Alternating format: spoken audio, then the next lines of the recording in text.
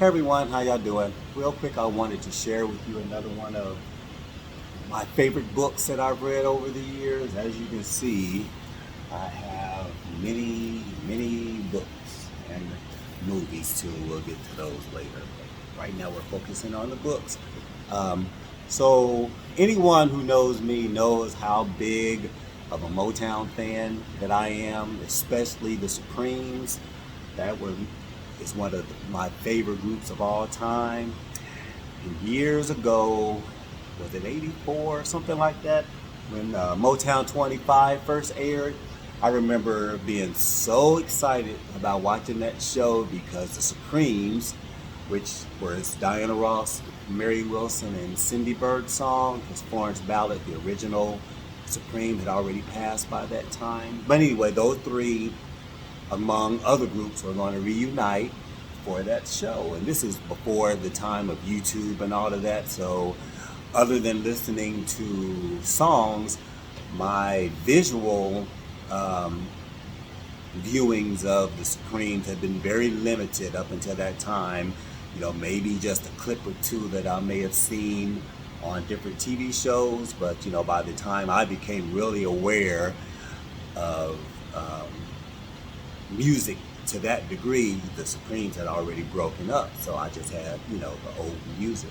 But anyway, I was really looking forward to that show because the Supremes are going to reunite, and I was just so excited.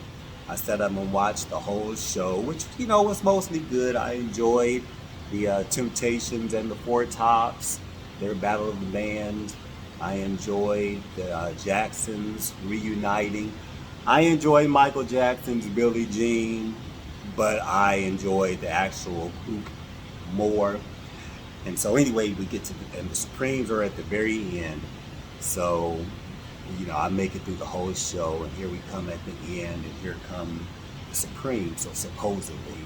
So it starts off with the song Ain't No Mountain High Enough, with Diana Ross coming through the audience singing the song, and she gets up on the stage, and the music for Someday We'll Be Together starts playing, and she introduces Mary Wilson and Cindy Birdsong. And I was just so excited, so excited. And then all of a sudden, they do maybe a chorus, and then here comes Smokey Robinson.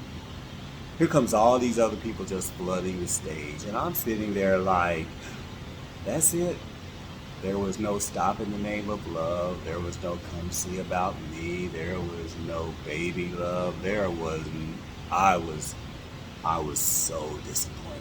I was just so disappointed. So much so that to this day, I have never watched it again. Ever. But, with YouTube and all of that stuff now, I have had access to various film clips and all of that. So, I'm satisfied. But anyway, the point of all of that was the book that I'm spotlighting today is Dream Girl and Supreme Faith, written by Mary Wilson. Actually, it's two books in one. The first book was Dream Girl, My Life as a Supreme, which basically was the chronicle of the Supremes during the time that Diana Ross was in the group, which was basically the 60s.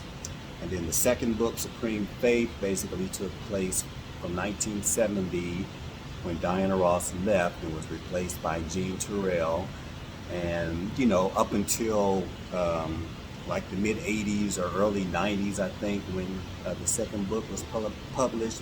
And basically, it was basically talking about, Mary's experience with the group, the things that they went through in the 70s, things that went on in her personal life and all of that. And, her version of how things played out, and her trying to keep Florence satisfied and staying within the group, up until Diana Ross left. It didn't succeed, but, that was kind of her version of the story. So anyway, this is another one of my favorite books. I've read it many times. And it just gives me a perspective on what happened in the group. Life is not perfect. No group is perfect, but despite for what they experienced you know, they did leave a magic that to this day still satisfies me. I still listen to the Supremes among other Motown groups all the time. So anyway, this is another one of my books. Thank you very much for listening. Have a wonderful and blessed day. Talk to you again soon. Bye.